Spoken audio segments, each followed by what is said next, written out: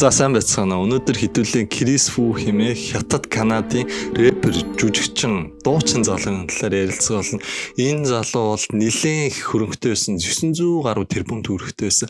Google дээрээс гэхдээ хайхан бол 27 тэрбум төгрөг гэж гарна л та. Гэхдээ нэг зүйл айгүй сонирмооз Хятадын энэ орлогыг Google яагаад ингэж дараад идэм болоо. Fanbin хүртэл нэг кинон тоглол хэдэн тэрбум төгрөгийн орлоготой билээ. Тэгсэн чи Google дээр бас орлого нь маш муу гэж гардаг.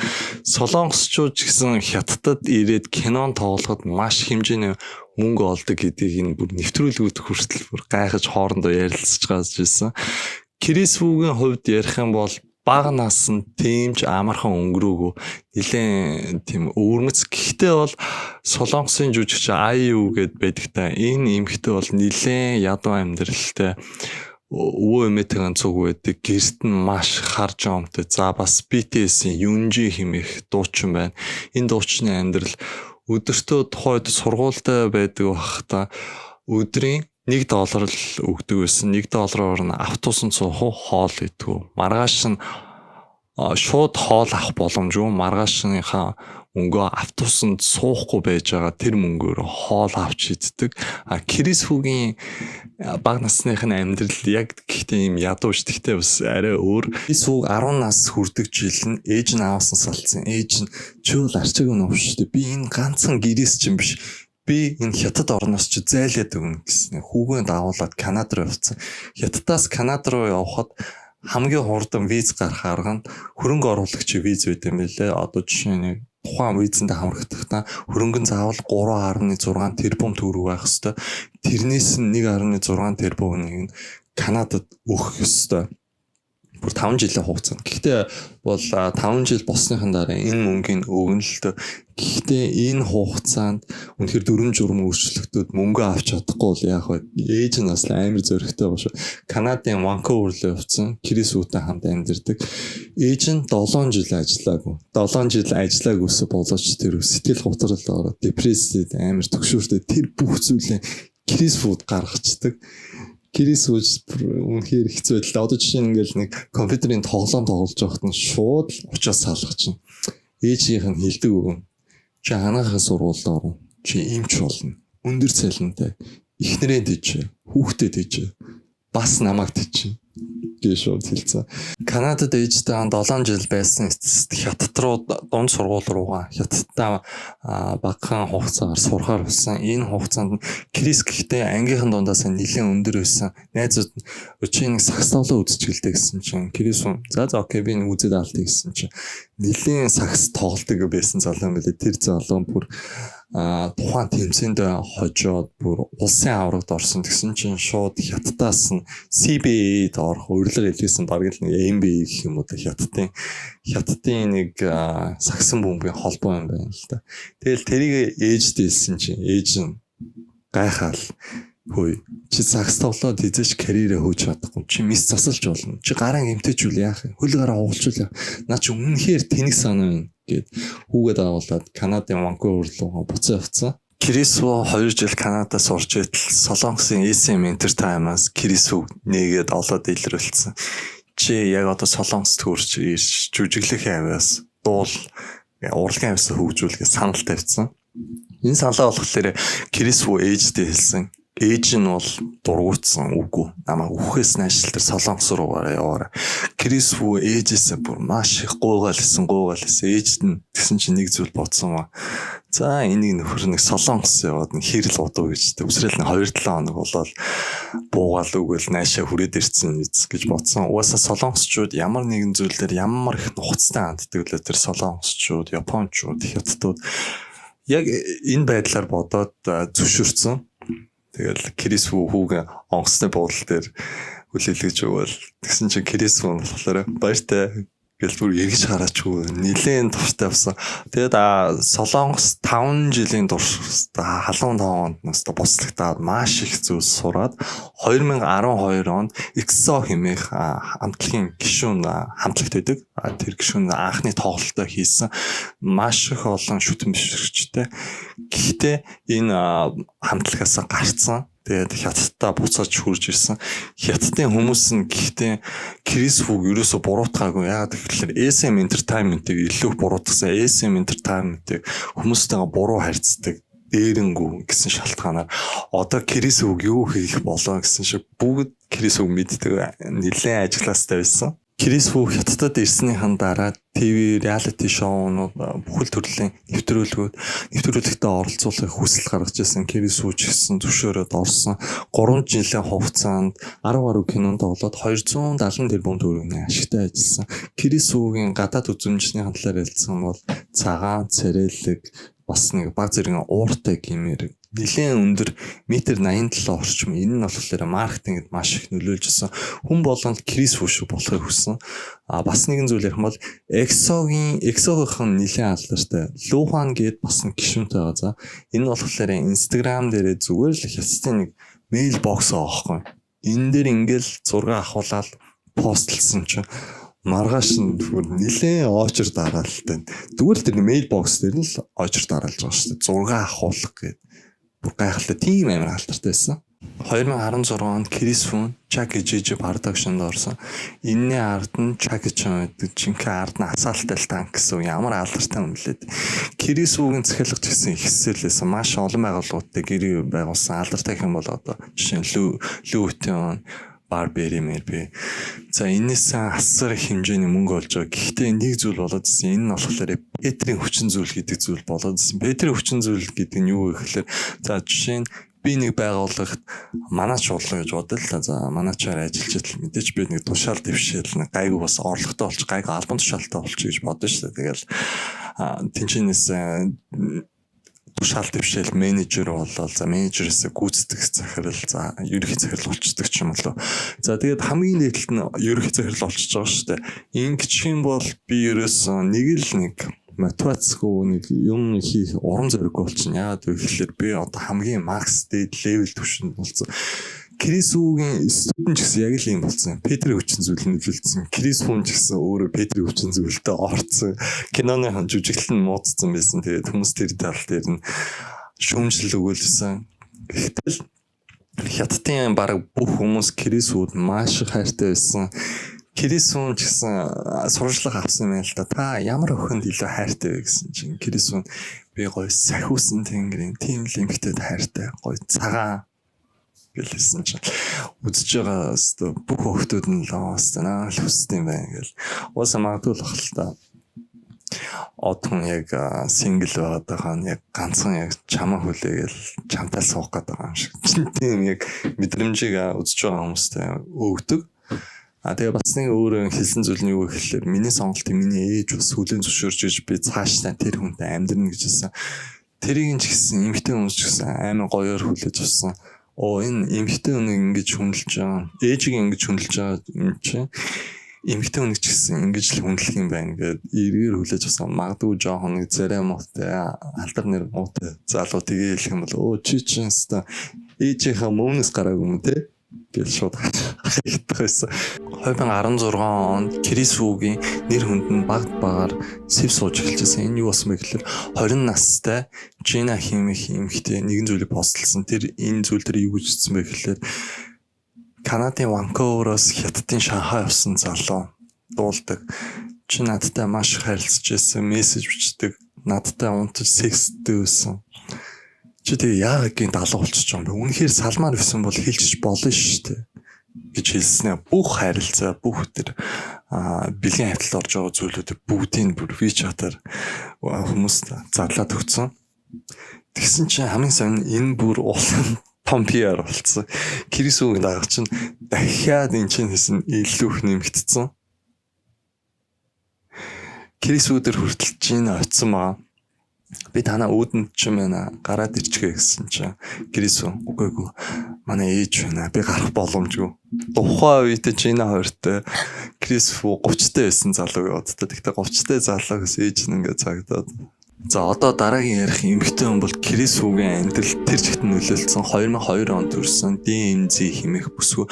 Тухайн үед бол дөнгөж 18 настай л байсан. 2020 онд коллежид сурсан. DMZ санал ирсэн байгаа. Крис Фугийн дууны клипэнд олох. Вау. ийм алдартай хүн клипэнд тоглохдоо бүр итгэж чадахгүй нэ гэж хэлсэн.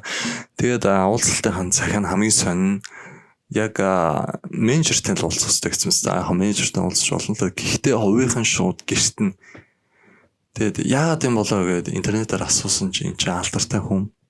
Тиймээс гадуур дотор хамаагүй явж болохгүй дууд үрс бүчлэг гадны хүмүүс хийчин гэж хэлсэн. Тэгээ ядчлаа хост уулзч болтон багта за окей энэ бол амар том боломж юм байна. Би очиж үзчихье гэж хэлээд тухайн хауст нь орж ирсэн. Тэгсэн чинь менежер болох фан бин хэмэх бүсгүй уулзаа та уцаа оруулах нь гэсэн. Тэгэл DMZ болохоор гайхаал бас уцаа өмөрг байгаа шүү дээ. Дөнгөж анх удаа уулзч байгаа хүнтэй уулзтаа уцаа хүчтэй. Тэгээд бас яах ч юм бэлээ бас дөнгөж 18 настай охин. Гэхдээ бас дотроос боцсон айдастай би ийм том боломжийг алдчих юм болоо да гэж бодоод уцаа өгсөн. Уцаа өгсөн чинь менежер за манад ороод иргээд нэлээд том танхимд оруулж ирээд яг Крисфүүтэй уулзуулахгүй за. Тэгснээр тухай хүмүүс нь болохоор архиж шахаад эхэлсэн. Нилээх за миний дүү нэг татчих. За дахиад хоёр татчих, гурав татчих ингээд. Тухайд бол DMZ бол нэг уудаг төрлөө бол эмхтэй хүн байгаагүй. Гэхдээ ямар ч гэсэн өгснгийг нь ууж исэн. Менежер нь өөрөө нэлээд хорон хөвтэй зөө бүр шахаад байгаа юм чи. Үгүй чи энэ Крисүүгийн өгж байгаа зүйлийг нь голоод байгаа юм чи заавал уух хэрэгтэй чи ийм алдартай хүнтэй уулзчихвал заавал уух хэрэгтэй гэж хэлсээр байгаад DMZ тасраацсан. Тэгэл DMZ-ст ингээл үгүй арай хийж нүдэнэсэн чи хажууд нь Крисүү хөвтчээ те. Гайхал тэгэл секссэн гэдэг нь бол тодорхойсэн. Тэгэл гайхал хувцас өмсөөл яг гарах гэсэн чинь Крисүүгийн аав ахын зочин өрөөндөө ижтэй. Тэгэл бүр паниктал яах ч аргагүйсэн чи Крисүүс ирчихэл. Чи наа юу гэдэг. Чи нөө DMZ чинь гайхал орондоо ороод бас ингээл шууд таньж мэдгүй хүнтэй унтчаар бас эвгүй шүү дээ. Крисүүн гэсэн чинь нилээ аргатай дөнгөж унтчаал тэгснэ. Би чаа ээжтэй танилцуулна. Хоёлын Канадын Ванкувер явна. Хоёлын гоё аялна. Чи минь амьдрал чи минь хайр гэж хэлэл тайшруулж байгаа байдал нь. Крисүүч 30 настай зал 18 настай зал уяахад одоо юу ах одоо чихэн дээр нь баахан цэцэг ургуулж байгаа л. Крисүүст би чаа санхүүгээр гоё амьдрал ингээл. Тэр хоёр уулздаг болоод унтдаг гэсэн. Тэгээд DMZ жирэмсэлсэн. Үүнээс нь хойш Крисүүгийн даалга болсон хамгийн амар нь хайцсан бүүмэд. Тэгсэн чинь хамгийн сонь 2021 оны 5 сард нэгэн CCTV-гээр бичлэг нь цацагдсан байгаа. Крисүүгийн бичлэг нэг охинтой хөтлөө явуулсан. Энэ охин хин гэдэг үлээдээ. За ямар ч нэг 18 настай л эмэгтэй хүн байгаа. Тэгээд энэ бичлэг цацсан хүнийг нь болохоор ажлаас нь олж халуулсан. Яасан бэ гэхээр кино театрын тэр чигт нь худалдаж байгаа ганцхан Крисүүл орох боломжтой болгоцсон байсан. Тэгэл Крисүү энэ тал дээр хүний ингээ хувийн хэрэг нээсэн зарлсан хэрэгээр одоо яаж байгаа юм бол гэл. Тэгэл энийг нь болохоор DMZ бүх бичлэгүүдийг нь үзэл бүр шокнд орчиж байгаа юм шиг нэ. Өөртөө болохоор бүх буруу үжээс би юун дээр алдсан юм болоо. Би энэ хүнд яагаад ийм муухай харьцсан юм бэ хта. Би энэ хүнд эвсэлхэл төрүүлсэн юм байна. Жишээлбэл сэтгэл нь гутраал өстой депресс одоо төгшүүр юу гэдэг юм. Сэтгэл санаа навс доошо буугаал хичээлээ ч явж чаддаггүй. Уул нь бол ангийнхан охиных нь хэлж байгаагаар өстой топ 5 сурлагтны нэг нэлээд гавал зөгтөө хүүхэд байсан чинь хичээлээ ч явж чадахгүй. Хичээлийнхэн дүнгууд нь ч буураад найз нь тэгсэн чи DMZ-ээс асуусан. Найз чамд одоо юу болсон юм бэ? Яа хичээл номд суухгүй юм бэ? Чиний хичээл үуч муудад унж штэ. Чи үлэрлээ штэ гэж хэлсэн чи. DMZ бүх болсон юмнуудаа хэлсэн чи найз нь тэр Крисүүтэй холбоотой бүх харилцааг интернет орчинд постло тавьсан. Крисүү чинь нэлээд алдартай, хятадд алдартай хүн. Тэгээд сөрөг муу мэдээлэл гарч иж хүмүүс бүр гайхацгаал нэлээд уншин штэ. Нэлээд хандлттай өндөр уншицгаачсан. Тэгээд тэрнийхэн доор нь болохоор хүмүүс юу гэж утсан бэ гэхээр хөвчлэн Крисүүгийн талд орж ирсэн. Бүх хүмүүс бараг Крисүүгийн талд орж ирсэн. Чи өстэй эмгтэн ингэж амьдрахаар өгөөч. Чи энэ залуус шиг мөнгө хүсэж байгаа юм. Чи ч одоо ямар амар царамт юм бэ? Крисүү чаан яаж тоох юм бэ гэх мэтлэн байдлаа бичээлсэн. Гэхдээ DMZ-ийн хувьд бас яг мөнгө хүссэн гэхэд хэцүү арга гэр нэлээд бас боломжийн айлтай сардаа нэг 30 сая орчим төгрөгөг шууд өгчдөг. Тэгэл Крисүүгийн ч гэсэн менежментийн баг нь DMZ рүү бичсэн. Чи яа ингэж хүний ирэх мэрэг зөрчөөд нэр хүндэд халаад байгаа юм бэ? Чаан шүүхтэр өгнө гэсэн чинь DMZ Надад бол ерөөсөө хамаагүй. Бэдлэж байхгүй. Би зүгээр хэлэх үгээл хэлсэн. Миний дараах охин битээ хохироосоо гэсэндээ л би энэ постыг постлсан гээл. Эс шидэмгийн байдлаар хэлсэн. Тэгсэн чинь 7-8 охтууд гарч ирээд бас бид нар яг ингэсэн штэ. Бас яг ийм зүйл болсон гэд нэмж постлогдсон. Бид нар Крис Фүүгээс болж жирэмсэн болсон. Абортонд орсон. Бэлгийн замын өвчөө авсан гэх мэтлэр гарч исэн. Тэгэл хүмүүс гайхацгаал энэ одоо юу болоод байгаа юм болоо. Гэхдээ бас одоо нэг жоохон Крис Фүүгийн талд орох нь жоохон багсан. Тэгтэл ер нь Крис Фүүгийн талд хүмүүс орж исэн л да. Тэгэл зарим хүмүүс нь яагаад ороо гэхлээр за окей. Цагдаа нар өөрсдөө шийдэг гэж харцсан. Тэгсэн чинь Крис Фүүгийн ээж нь болохоор энэ бол өстой blackmail байна. Өстой бидрээс ингэж мөнгө нэгч чинь гэж уурлал. Бас нэг тэмдэг утгатай юмнууд гаргаж ирсэн. DMZ тэгэл бичиж байгаа л менежментийн баг нь бичиж байгаа менежментийн баг. За окей. Та нар яг юу хийсэж байгаа юм бэ гэсэн чинь DMZ бид нар яг олон нийтэд та бүхэн уучлаарай гэж хэлээд 1 тэрбум төгрөгийг өгөх ёстой гэдэг гэрэн дээрээ тусгацсан байсан. Менежментийн баг нь болохоор ярилцаж жаад 1 тэрбум өгж чадахгүй гэдгээсэн. 470 сая төгрөгийг л өгье гэж хэлсэн. 8 хүн тооцоолоод гэхдээ миний бодлоор аягүй сайн Крис Фүү өөрөө ямар баян хүн гэлээд тэгэл ганц тэрбум нь өгч л байсан. Менежментийн баг нь бас нэг зүйл дээр гарын үсгийг авах гэдсэн. Яг ингээд ийм тохиролцоонд хүрлээ шүү. Одоо цааш та хин буруудахгүй шүү те. Ийм мөнгө авсан ингэсэн тэгсэн. Тэгэл DMZ болохоор тэрэн дээр нь яг гарын үсгээ зургаж ийсэн чи ээж нь blackmail энэ бол өстэй мэйлэр бидрээс мөнгө нэгч гин гэжсэн. Тэрийг шууд ингээд цагдаад өгсөн байна л та. Тэгсэн чинь DMZ шууд цагдаагаас залгаад тэгсэн чинь DMZ нь болохоор мэдээж тэрэнд дурууцаад гарын үсгээ зурхаа болцсон. Тэгээ бусад хажуугийн хөндлөнгийн хүмүүс ч гэсэн юу гэж хэлсэн бэ гэхээр наа гэрийн дээрээ Крис Фүүгийн менежментийн багийн гэрийн дээр гарын үсгийн зурсан бол чи өстө доотлол нь 10 жил шорон суух байсан байж тээ гэж бүр хэлсэн нилээ. Амар гэрийн мөрөө байгуулсан. Угаасаа нэг 18 настай охины тархичд одоо юу ах вэ хэд настай ахмадууд. Тэгэл уул нь бол DMZ бол яг л нэг цагдаад яг хандъя гэж бодоогүй юм байлээ л дээ. Хамаг төгрөгөө аваад уучлахгүй ч бол энэ хэрэг хаагдсан мөлий. Тэгсэн чи ээж нь аваачаад өстой blackmail өстой бидрээс л маш их мөнгө нэг чинь ингээд цагдаад авчирсан. Цагдаа нар бол яг за нэг хэдэн интернетийн дараа манууд интернетээ ховж байгаа хэдэн вэж л идэв шүү дээ. Зайлмэл гэж бодчихсон чинь яг ингээд өргөдөл болгоод ирэнгүүт чи угаасан тэгэл цагдаагийн ажил болчихж байгаа шүү дээ. Тэгээ цагдаагийн ажлаас нь өстой бүх зүйлийг шалгаж эхэлсэн. Цагдаа нар өстой эхнээс нь ахуулаа бүгдийн шалгаж Крис Фүүгийн буруу болохыг тогтооссон. Крис Фүү нь болохоор насанд хүрээгүй хүнтэй бэлгийн харьцаанд орсон. Бэлгийн замын халдвар төвчин тараасан. За бэлгийн хүчирхийлэл үйлдсэн хэрэгээр 10 жилийн 20 хил амссан. Бэлгийн хүчирхийлэл гэдэг нь одоо тухайн эмэгтэйгийн хүлээн зөвшөөрөөгүй байхад нь мансууруулад тасалж байгаа бэлгийн харьцаанд орсон. Энэ үүднээс нь ийм шийтгэл оногдуулж байгаа. Тэгээ DMZ бол болсон процессыг сонсоод за окей нэг иймэрхэн болсон. Тэгээд DMZ-ийн хувьд болохоор сэтгэл санаа готролтой байсан бол нэлээд гайгүй болоод буцаад коллежтэй сураад тэгээ интернетээр бас нэг амар зүйл хэлсэн байлаа. Тэр нь юу вэ гэхээр Крис Фүүгийн талаар. Крис Фүү нь болохоор унтахтай амар өөртөө ихтэй. Би секстэй унтсны хандараа шүү. Би секстэй хэр байна. Минийх том байна гэлээ байн асуудаг цаа. Тэгсэн чинь тэрэнд нь DMZ юу хариулсан бэ гэхээр тэрнийх нь яг л нэг шүтний чигчлүүр шиг байсан гэд шууд интернетээр тавьсан. Тэгээ Крис яа шүтний чигчлүүр гэж нэрлэгдсэн. Энэ ярианаас холбоотой.